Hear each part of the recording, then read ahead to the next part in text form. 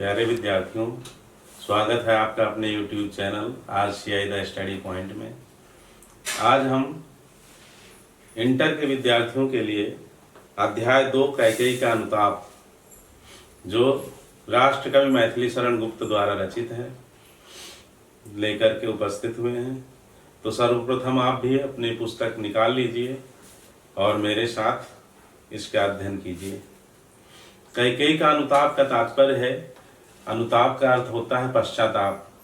कैकेयी ने जो वरदान मांग लिया था राम जी को वनवास और भरत को राजगद्दी, तो भरत ने जब यह सुना तो उन्हें अथाह पीड़ा हुई और उन्होंने जो है राम जी को मनाने के लिए पूरे अयोध्यावासियों के साथ कहाँ पहुँच जाते हैं?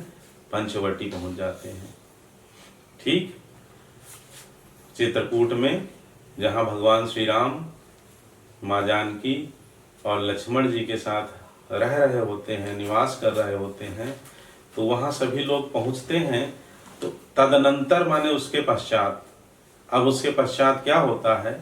यह रात्रि की बेला है, सभा जो है रात्रि में रखी गई है, दिन में धूप होती है और इतने लोगों की संख्या में धूप में बैठना या उतने पेड़ों की छाया सबको मिल पाना संभव नहीं हुआ होगा, इसलिए रात में जो है सभा रखी गई।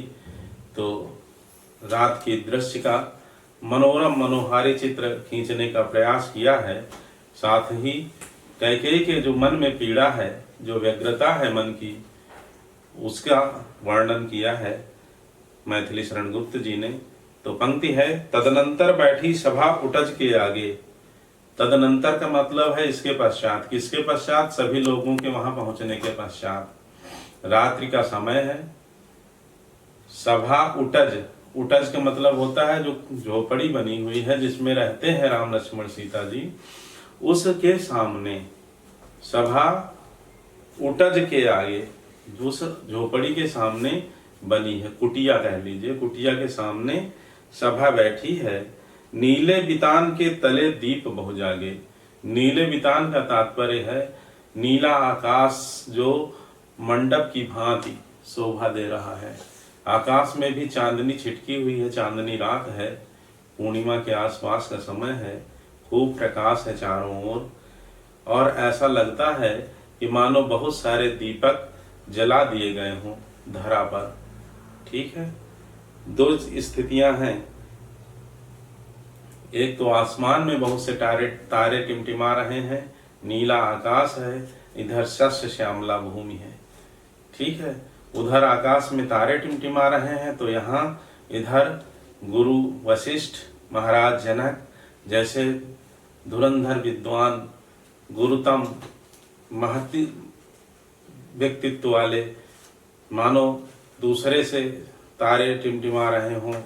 इस तरह से सभा के आगे जैसे लगता है कि बहुत से दीपक कुटिया के आगे जला दिए गए हों।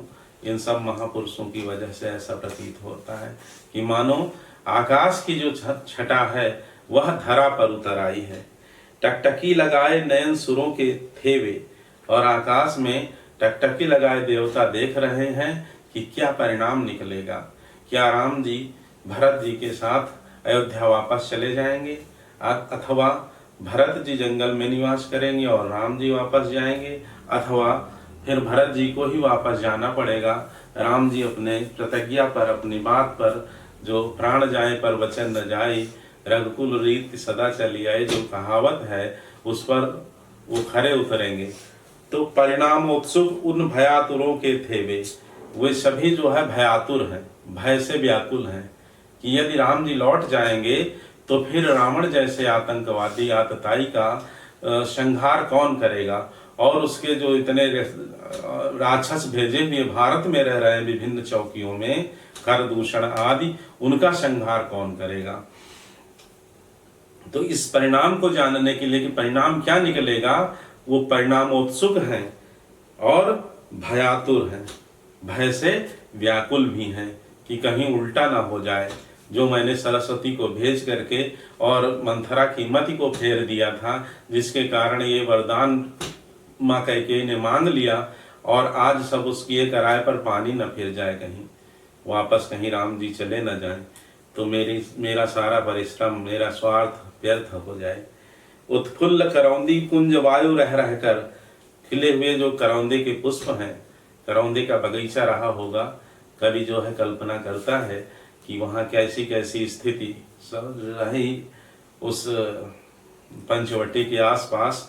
तो कहते हैं कि करौंदी के कुंजों की वायु रह रह करके आ रही है, धीरे धीरे उनकी सुगंध को महका रही है, चारों तरफ वातावरण अत्यंत सुगंधित हो रहा है। करती थी सबको पुलक पूर्ण महमह कर माने महका करके सबको पुलकित कर रही थी। पूर्णतः सभी जो है पुलकित हो रहे थे, उस सुरभि का आनंद ले रहे थे। लेकिन वह चंद्रलोक था कहाँ चांदनी वैसी।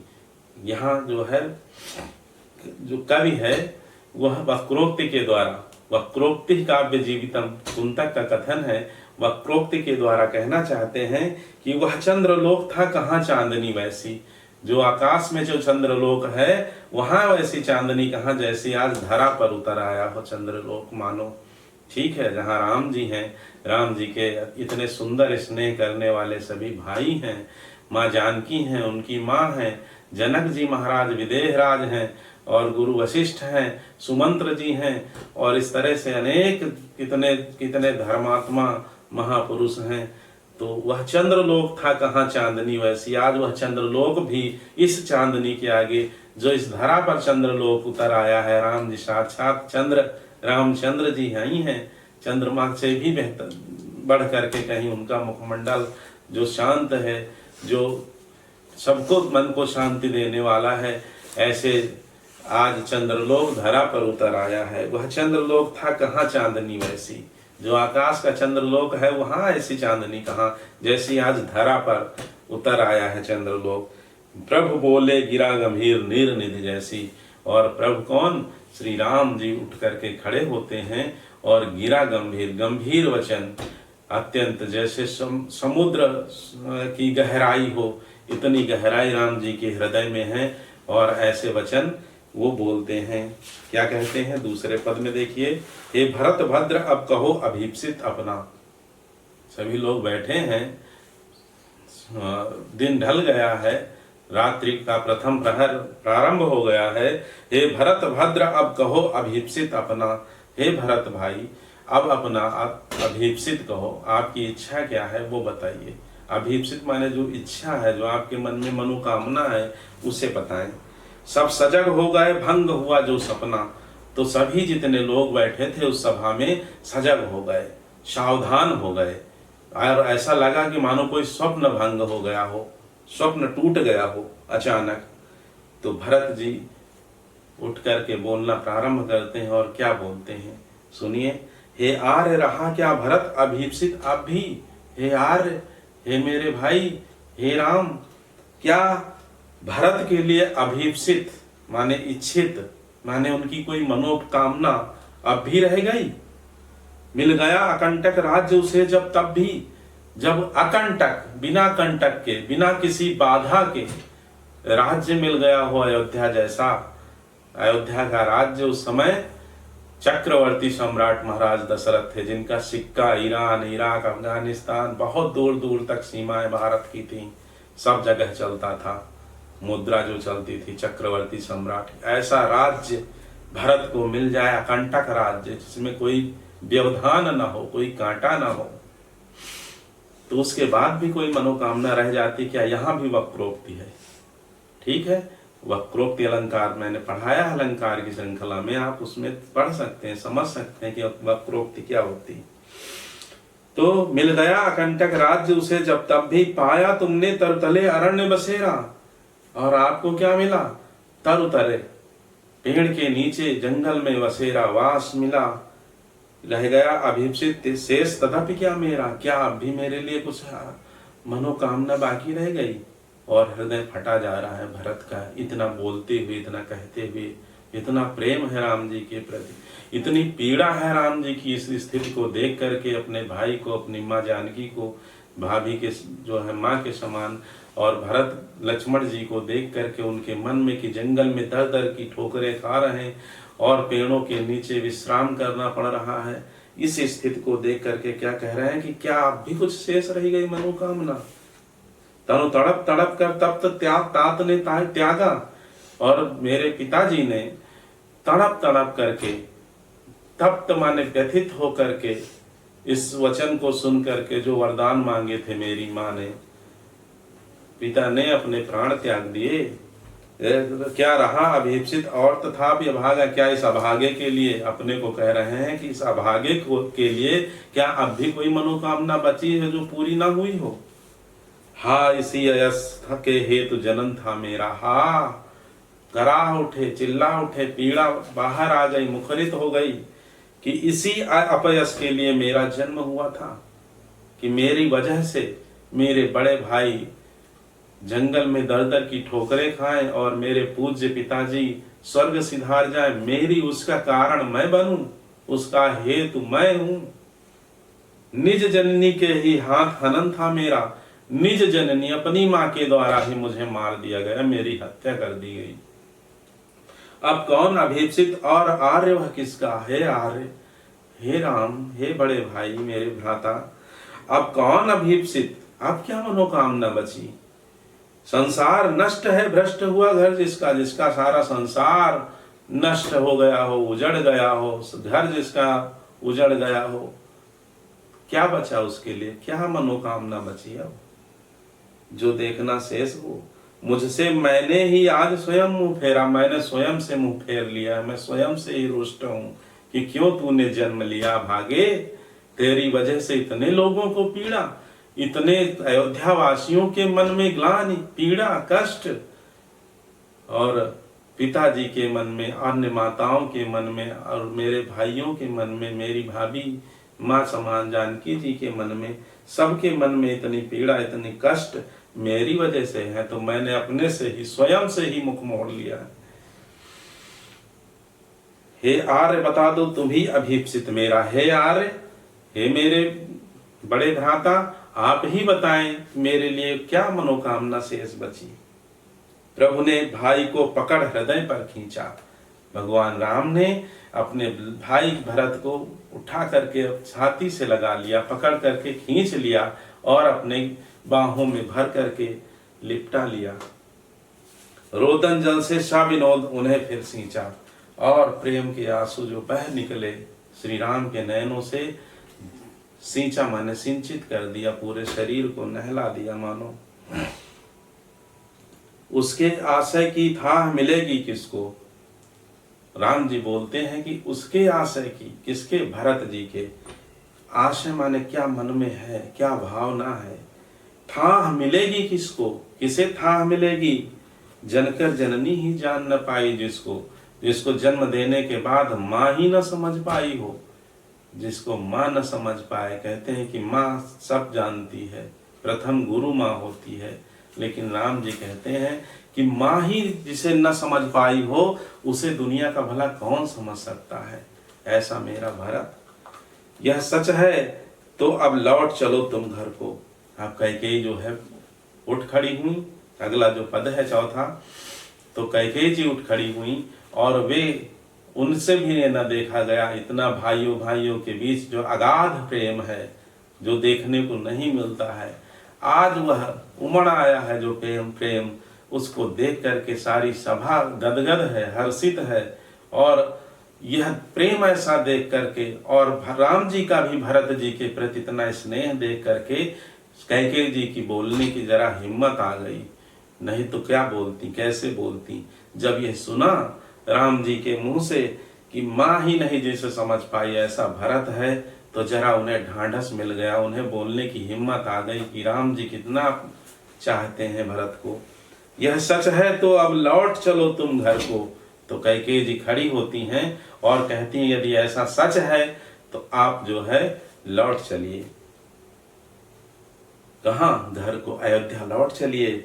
चौके सब सुनकर अटल कैकेयी सुर को, जो अटल थी अभी तक अपनी बात पर, दशरथ जी मनाते रहे, सुमंत्र जी की पत्नियां आदि जो है गुरु पत्नी, वो सभा करके समझाती रही, बड़ी बड़ी जो महती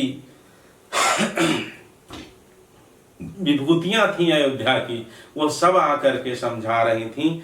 तब अटल थी कैकेयी। आज कैकेयी के स्वर को आज अटल इसलिए क्योंकि आज लौटने के लिए ऐसी बात कह रहे हैं, तो यह भी स्वर सुन करके सब चौंक गए कि क्या आज कह रही हैं। अटल कह के, और यहाँ भी बड़ी स्थिरता है स्वर में कि लौट चलिए, अब हो गया जो होना था। सबने रानी की ओर अचानक देखा, दोनों भाव हैं अटल के। सबने रानी की ओर अचानक देखा, सब रानी की ओर देख रहे हैं कि क्या हो गया है और क्या स्थिति है रानी की। वैधव्य तुषारा व्रता यथा विधुलेखा, जैसे उनका वैधव्य जो सफेद साड़ियों में लिपटी हुई हैं, मांग में सिंदूर पुछ गया है, श्वेत केश है, श्वेत साड़ी है, तो कैसी लग रही। तुषारा व्रता यथा विधुलेखा, जैसे तुषार से आवृत, जैसे पाला से आवृत, जैसे भयंकर पूरा जाड़े में दिसंबर की रात में हो, चांदनी रात ढक जाए तो विभु माने चंद्रमा, लेखा माने चांदनी, जो चांद की चांदनी है उस पर जैसे आवरण पड़ गया हो, किसका, तुषार का, पाला का, कोहरा का, भयंकर कोहरा हो, ऐसी स्थिति कैकेयी की जो वैधव्य जीवन है उससे प्रतीत हो रहा है। बैठी थी अचल तथापि असंख्य तरंगा, वो बैठी थी लेकिन अचल, बैठी कैसी थी, अचल, लग रहा है कि बहुत स्थिर है, बिना हिले डुले सीधे शरीर एक तीर की भांति सीधे बैठी। तथापि असंख्य तरंगा, लेकिन हृदय में असंख्य तरंगे, जिनकी कोई संख्या ना हो, इतनी तरंगे हिलोरे ले रही हैं, हृदय में इतनी भावनाएं उमड़ रही हैं। वह सिंही अब हा गोमुखी गंगा, वह जो सिंघनी थी अभी तक, जो अयोध्या में सिंघनी की तरह दहाड़ रही थी, अब क्या हो गई है, हा गोमुखी गंगा। गोमुखी गंगा का तात्पर्य है जैसे गोमुख से निकलती हैं गंगा जी, तो उसमें उतना प्रवाह, उतनी कलकल छल छल नहीं होती, उतना शोर नहीं होता। एक तो शांत होती हैं, निर्मल और पवित्रता तो है ही, तो शांत, स्थिर और निर्मल ऐसी जो है कैकेयी को यहाँ मैथिली शरण गुप्त जी लिखते हैं कि जो अभी तक सिंघनी थी, दहाड़ रही थी, वो अब गोमुखी गंगा के समान लोगों को के मन को शीतलता पहुंचाने वाली वाणी बोल रही हैं, शांत करने वाली वाणी बोल रही हैं। हाँ जनकर भी मैंने न भरत को जाना, हाँ सही है राम, तुम ठीक कह रहे हो, पैदा करके भी मैं भरत को नहीं जान पाई, मैंने जन्म जरूर दिया लेकिन भरत को पहचान न सकी। सब सुन ले तुमने स्वयं अभी यह माना, और ये जितने सभा में यहाँ बैठे हैं सभी लोग इस बात को सुन लें, और आपने तो इसे स्वीकार ही किया है, अभी अभी स्वीकार किया है कि जनकर भी जननी जान न पाई, जिसको माँ जिसने जन्म दिया वह ना समझ पाई, इस बात को सभी जान ले, यही सत्य है। आर्य तुमने सत्य कहा, बेटे तुमने सत्य कहा, यह सच है तो फिर लौट चलो घर भैया, और ये बात सत्य है तो तुम घर लौट चलो, अयोध्या लौट चलो। अपराधीन मैं हूं तात तुम्हारी, मैं अपराध मैंने किया है तो इसका दंड भी मुझे मिलना चाहिए। अगर तुम नहीं लौटोगे तो फिर ये अपराधी अपने को मानता रहेगा भरत, और समझ लो यह बिना कुछ किए हुए ही दंड का भागी, दंड को भोगता रहेगा। स्वयं को अपराधी मानता रहेगा तो दंड को भी भोगता रहेगा। अर्थात मैं अपराधीन हूं तात तुम्हारी मैया, भरत अपराधी नहीं है, इसने कोई अपराध नहीं किया, इसलिए आप लौट चलिए, तो यह भी अपने को अपराधी नहीं मानेगा, और इसकी जो पीड़ा है वह ऐसी पीड़ा नहीं रहेगी। दुर्बलता का ही चिन्ह विशेष शपथ है, पर अबला जन के लिए कौन सा पथ है।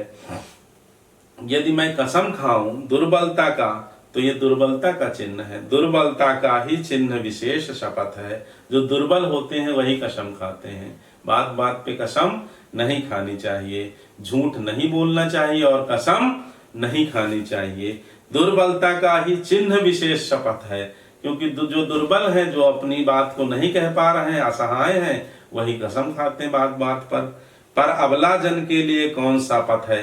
लेकिन अबला के लिए पथ क्या है, राह क्या है। अबला क्यों अपने को कह रही हैं, स्त्री है इसलिए नहीं, अबला इसलिए कह रही क्योंकि पति जो चक्रवर्ती सम्राट दशरथ हैं, आज उनके कारण स्वर्ग सिधार गए हैं। स्त्री का बल तो पति होता है, और पुत्र जो भरत जैसा पुत्र वह भी आज विमुख हो गया है। मां नहीं कह रहा है कैकेयी जी की ओर निहार नहीं रहा है, इसलिए अपने को अबला, अबला जिनके लिए कौन सा, अबला लोगों के लिए कौन सा पथ है।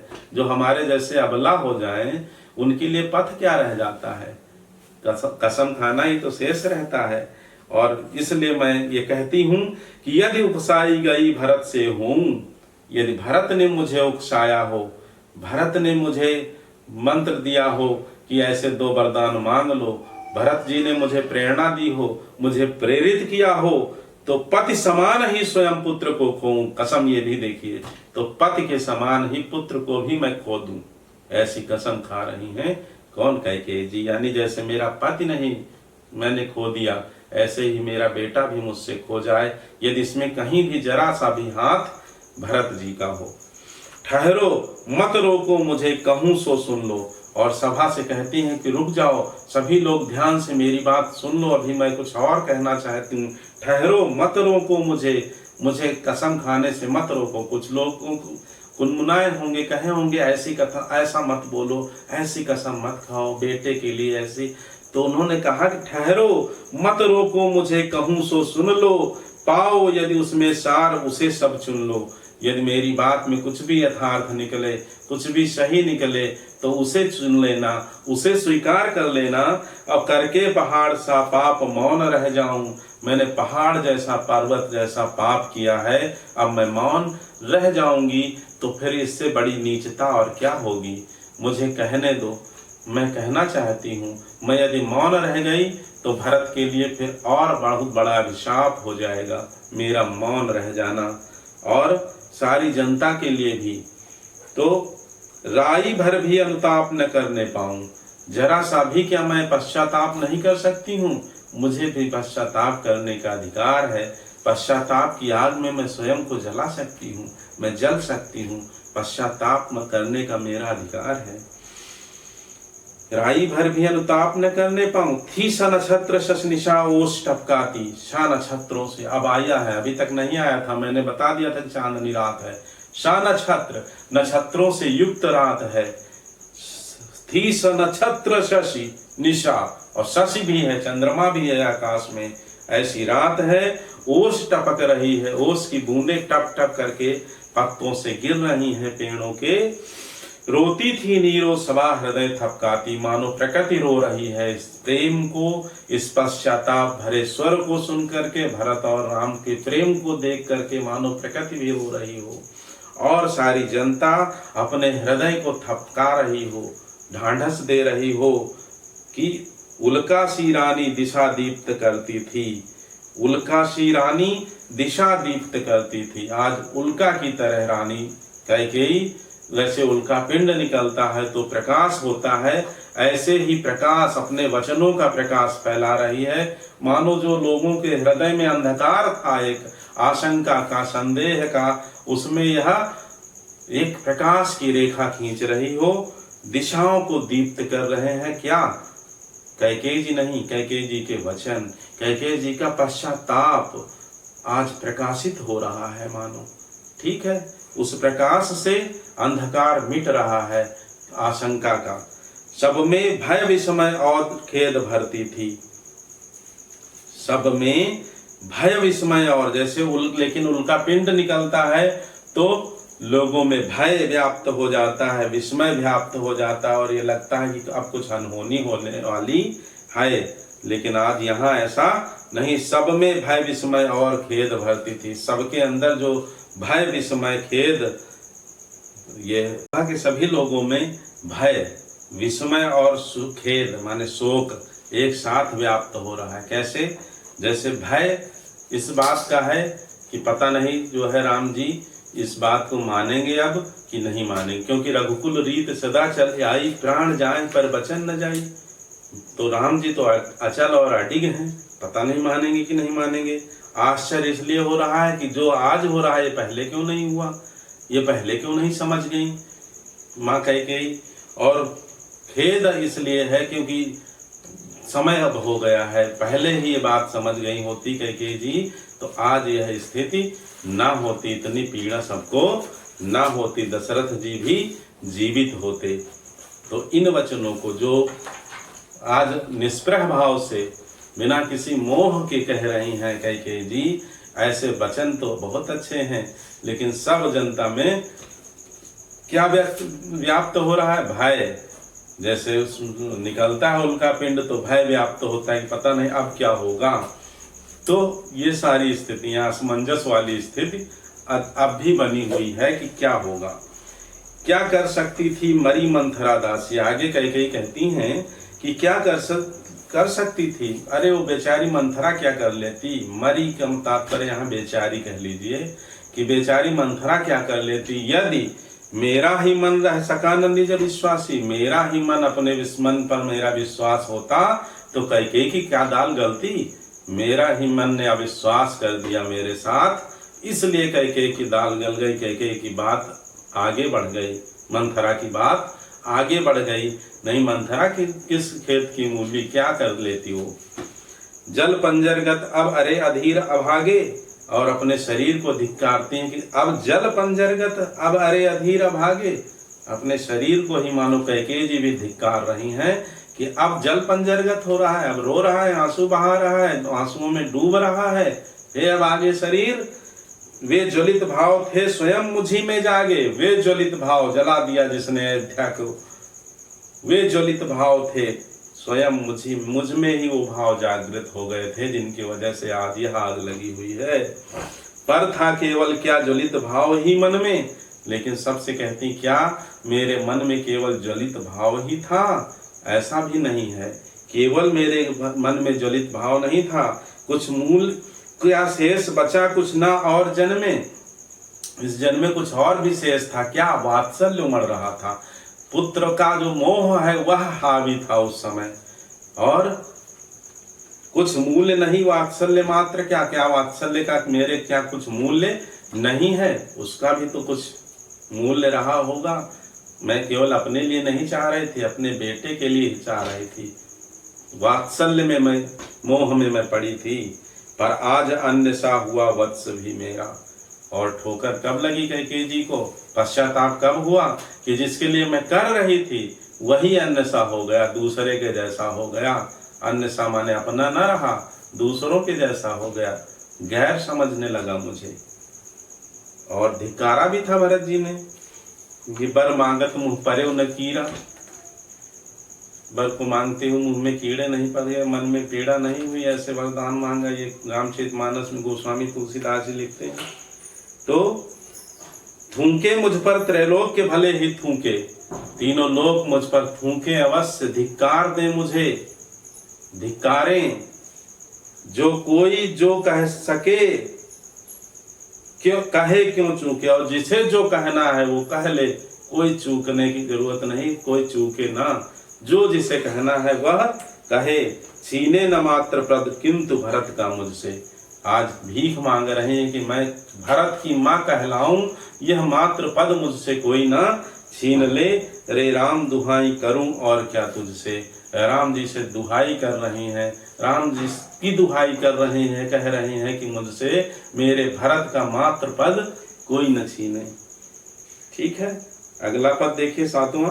कहते आते थे यही सभी नरदेही, माता न कुमाता पुत्र कुपुत्र भले ही। अभी तक तो ये प्रचलन में था, ये बात चल रही थी कि सभी नरदेही, सभी लोग यही कहते थे कि माता न कुमाता पुत्र कुपुत्र भले ही, कि माता कुमाता नहीं होती, पुत्र ही कुपुत्र हो जाए, भले हो जाए। लेकिन माता तो माता रहती है, माता तो प्रेम वात्सल्य ही उड़ेलती रहती है पुत्र पर। पुत्र कितना भी निकम्मा क्यों न निकल जाए, अवज्ञाकारी हो जाए, लेकिन आज विधाता मेरे विपरीत हो गया है, तो यह लोकोक्ति भी उलट गई है। अब आज के बाद क्या कहा जाएगा कि बस मैंने इसका, आज के बाद कहा है पुत्र पुत्र ही रहे कुमाता माता। आज के बाद ये लोकोक्ति उल्टी हो गई कि पुत्र तो पुत्र ही रहा, पुत्र तो सुपुत्र ही रहा, लेकिन माता कुमाता हो गई, माता बुरी हो गई। बस मैंने इसका वाह मात्र ही देखा, मैंने आज तक इसके वाह शरीर को ही देखा है, इसके हृदय को नहीं देखा मैंने कि कितना कोमल है, कितना स्नेह भरा है, राम के प्रति कितना इसके दिल में प्रेम है, ये मैं न देख पाई। दृढ़ हृदय न देखा, मृदुल गात्र ही देखा। ने जो लिखा है गलत है, ने की जगह पर है न, ठीक है। दृढ़ हृदय न देखा, मृदुल गात्र ही देखा, परमार्थ न देखा, पूर्ण स्वार्थ ही साधा। मैंने परमार्थ नहीं देखा, लोगों का कल्याण नहीं देखा कि रघुकुल की जो रीति है बड़े भाई को राजगद्दी मिले। जनता भी यही चाह रही थी, सारी अयोध्यावासी यही चाह रहे थे कि राम जी को गद्दी मिले, राम जी जैसा राजा हमें मिले। मैंने यह भी परमार्थ न देखा, केवल अपने स्वार्थ में अंधी हो गई थी, अपने स्वार्थ को साधने चली थी। लेकिन इस कारण ही तो हाय आज बाधा, जो अपने स्वार्थ को मैं साधने चली थी, इसीलिए सारी बाधाएं उत्पन्न हो गई हैं। इसलिए केवल अपना स्वार्थ नहीं, संसार का कल्याण हो, ऐसे कार्य, इस पाठ से मुझे ये शिक्षा मिलती कि ऐसे कार्य हमें करने चाहिए। स्वार्थ और मोह से उठ करके जन कल्याण, जनहित की भावना मन में होनी चाहिए और जन कल्याण के कार्यों में अपने को लगाना चाहिए, तभी उस कार्य में बाधाएं नहीं आती हैं। ठीक है, निर्विघ्न कार्य संपन्न होता है। युग युग तक चलती रहे कठोर कहानी, रघुकुल में थी एक अभागिन रानी। अब तो युगों युगों तक ये कहानी चलती रहेगी कि रघुकुल में एक अभागिन रानी थी। ठीक है, कैकेयी जी अपने लिए कह रही हैं। अगला देखिए प्यारे बच्चों, निज जन्म जन्म में सुने जीव यह मेरा, ये मेरा जीव जो मेरे अंदर बैठा हुआ है, इस पिंजरे के अंदर, इस शरीर के अंदर जो जीवात्मा है, वह जन्म जन्मांतर जितने जन्म लेगी तब तक ये कहानी सुनती रहेगी। धिक्कार उसे था महास्वार्थ ने घेरा। कौन सी कहानी? कि कैकेयी ने जो एक अभागिन रानी रघुकुल में चली आई थी, जो एक कलंक थी, जिसने राम जी को जंगल भेज दिया, जिसके कारण दशरथ जी की मृत्यु हो गई, जिसके कारण उसका पुत्र ही उससे विमुख हो गया। मेरा जब जब जन्म होगा तब तक मैं ये कहानी सुनती रहूंगी। धिक्कार उसे था महास्वार्थ ने घेरा, 100 बार धन्य वह एक लाल की माई, जिस जननी ने है जना भरत सा भाई। महास्वार्थ ने घेरा, इतना जैसे कैकेयी ने कहा वैसे ही सारी सभा चिल्ला उठी। 100 बार धन्य वह एक लाल की माई, जिस जननी ने है जना भरत सा भाई। पागल सी प्रभु के साथ सभा चिल्लाई, पागल सी जैसे पागल हो गई हो सारी सभा की, बस करो हो गया, सुन लिया मैंने तुम्हारे मन की पीड़ा, तुम्हारे अनुताप को, तुम्हारे पश्चाताप को, तुम्हारे इस पछतावे को, अब बस करो, अब मत कहो, हो गया। ठीक है, तो ये कौन कौन? राम जी के साथ सारी सभा कहने लगी। इसके लिए कैकेयी जी के लिए। तो 100 बार धन्य वह एक लाल की माई, और सब लोग एक स्वर में कह रहे हैं कि 100 बार धन्य है, धन्य है, धन्य है। कौन? वह माई, वह माता। किसने? क्योंकि उन्होंने दुहाई दिया था ना कि मेरा मात्र पद न छीने, तो सब लोग कह रहे हैं कि वह मां धन्य है जिसने भरत जैसे भाई को जन्म दिया। ठीक है। हाँ लाल, उसे भी आज गमाया मैंने, हाँ लाल उसे भी आज गमाया मैंने, विकराल कुयस ही यहाँ कमाया मैंने। तो कैकेयी जी फिर आगे बोल पड़ती हैं कि हाँ लाल, मेरा जो लाल था, कौन? भरत जी, भरत लाल, उसे भी आज गमाया मैंने, उसे आज मैंने खो दिया है। विकराल कुयस ही यहाँ, मैं धरती पर आकर के कुयस के अलावा क्या कमा पाई हूँ? कोई भी अच्छा कार्य मुझसे कहाँ बन पड़ा है। जब ये कह रहे हैं नहीं धन्य धन्य है जो भरत जैसे बेटे को जन्म देने वाली माँ, तो कैकेयी जी ये कहती हैं कि नहीं, मैंने एक जो भरत जैसा मेरा बेटा था उसे भी तो खो दिया, और यहाँ कुयस के अतिरिक्त मैंने इस धरती पर आकर के कमाया ही क्या। ठीक है, हम सबके लिए सीख है कि धरती पर आकर के कुयस न कमाए, है ना। हो सके जितना हो सके किसी की भलाई करें, किसी के लिए अच्छा करें। यदि हमारे शरीर के द्वारा एक भी व्यक्ति का कल्याण हो, एक भी व्यक्ति का भला हो जाए, तो समझ लो कि धरा पर आना, इस धरती पर आना आपका सफल हो गया। ठीक है, और किसी का अकल्याण हो ऐसी तो कामना ही मत करो, ऐसा तो सोचो ही मत। निज स्वर्ग उसी पर वार दिया था मैंने, हर तुम तक से अधिकार लिया था मैंने। राम जी से कह रही हैं कि मैंने अपना स्वर्ग, जो अपना स्वर्ग क्या भाई, एक स्त्री का स्वर्ग क्या होता है, उसका सुहाग, उसका सौभाग्य, उसका पति, वो सब कुछ न्यौछावर कर दिया पुत्र मोह में, पुत्र के ऊपर, कि तुम्हारा जो होना है वो ठीक है, मैं नहीं अब टलूंगी, मैंने जो मांग लिया वरदान मांग लिया, पूरा करिए। तो हर तुम तक से अधिकार लिया, मैं तुम्हारा जो अधिकार था राजगद्दी पर बैठने का, राम जी से कह रहे हैं उसको भी मैंने छीन लिया था। पर वही आज यह दीन हुआ रोता है, जिसके लिए मैंने किया वो आज कैसे दीन होकर के रो रहा है, यह देख करके मेरी छाती फट रही है। कैकेयी जी कह रही हैं शंकित तब से धृत हरिण तुल्य होता है, और यह शंकित हो रहा है जैसे कोई बांधा हुआ हिरण का बच्चा हो, हिरण को जैसे किसी ने बांध लिया हो, ठीक है, धृत माने धर लिया हो, बांध लिया हो, जकड़ लिया हो जंजीरों में, तो उस तरह से यह सशंकित है कि अब क्या होगा, अब क्या होगा। हिरण के बच्चे को कोई बांध ले बंधन में, रस्सी से बांध के जकड़ के डाल दे तो शंका से ग्रसित रहेगा, क्या होगा मेरे साथ। आज भरत की भी वही स्थिति है, ठीक है।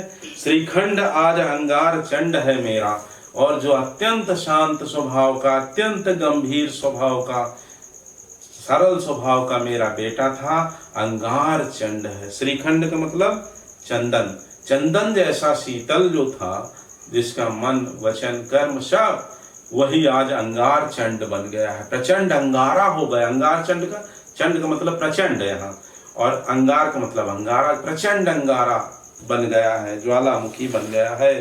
तो इससे बढ़कर कौन दंड है मेरा, तो इससे बढ़कर के मेरे लिए दंड और क्या हो सकता है, ठीक है। जिसने किसी को भी एक शब्द अपशब्द न कहा हो, उसने मुझे कहा धिक्कारा है कि मुंह बर मांगत मुंह पर न कीड़ा, कि बर मांगते हुए तुम्हारे मुंह में कीड़े नहीं पड़ गए। ये क्या है, क्या प्रदर्शित करता है कि जो श्रीखंड था वह अंगार चंड बन गया है, तो इससे बढ़कर के मेरे लिए और दंड क्या हो सकता है, ठीक है। पटके मैंने पदपाणि मोह के नद में, मोह रूपी नदी में जिसके लिए मैंने हाथ पैर मारे, पटके माने पटकना, पटकना मारना, मैंने पद माने पैर, और पाणी माने हाथ, पाणी ग्रहण संस्कार, ठीक है, पाणी हाथ, मोह के नद में, मोह की नदी में मैंने हाथ पैर जिसके लिए मारे।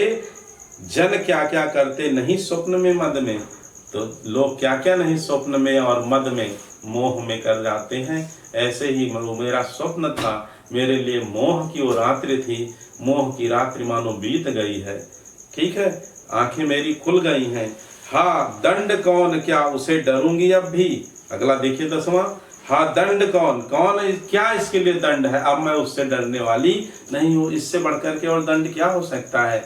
मेरा सुहाग उजड़ गया, मेरा जो सबसे ज्यादा मैं जिस पुत्र को चाहती थी वो मुझसे विमुख हो गया, इससे बड़ा धरती पर कोई दंड नहीं।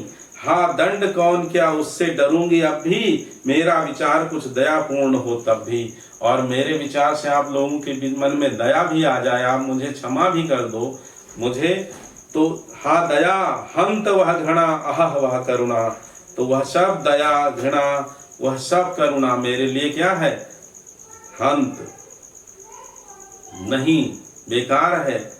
वैतरणी सी आज जाह्नवी वरुणा, वैतरणी की के समान आज मेरे लिए जाह्नवी माने गंगा जी, और वाराणसी में बहने वाली वरुणा जैसी पवित्र नदियां भी आज मेरे लिए वैतरणी के समान है। वैतरणी एक नदी है जो स्वर्ग में बताई जाती है, जिसमें जीव को उसके पापों को भोगने के लिए डाल दिया जाता है। वहाँ कीड़े, मल, मूत्र और पीव, मांस, मज्जा, रक्त सब आज भरा है, ऐसी कल्पना या मान्यता है, ठीक है। तो सह शक्ति हूँ चिर नरक सुने सुविचारी, मैं चिर नरक, चिरकाल तक नरक को सह शक्ति हूँ। यह सभी सुविचारी जो अच्छे विचारवान लोग हैं, यहाँ अच्छे विद्वान लोग हैं, वो सब सुने कि मैं चिरकाल तक नरक को भोग सकती हूँ, सह सकती हूँ पीड़ा, पर मुझे स्वर्ग की दया दंड से भारी। लेकिन आज कोई मुझे क्षमा कर दे, क्षमा कर दे तो यानी मुझे स्वर्ग मिल जाए, तो वह स्वर्ग भी मुझे उस नरक से बहुत बड़ा भारी होगा। इतना पश्चाताप, इतना पछतावा कैकेयी जी के मन में है। मुझे स्वर्ग की दया दंड से भारी, इस नरक के दंड से भी यदि मुझे नरक जाना पड़े तो वो मैं सह लूंगी, लेकिन क्षमा रूपी स्वर्ग मैं सह नहीं पाऊंगी, वह बहुत भारी मुझे पड़ेगा। लेकर अपना यह कुलिस कठोर कलेजा, कुलिस के समान, पर्वत के समान, पत्थर के समान कठोर कलेजा, मैंने इसके ही लिए तुम्हें मन भेजा। इतना पत्थर कलेजा करके मैंने इस कलेजे के टुकड़े के लिए, भरत के लिए वन को भेज दिया। घर चलो इसी के लिए न रूठो अभयों, कुछ और कहूँ तो उसे सुनेंगे सब क्यों। अब जो है भैया घर चलो इसी के लिए, किसके लिए? इसी कलेजे के टुकड़े के लिए। और न रूठो अभयों, अब मत रूठो।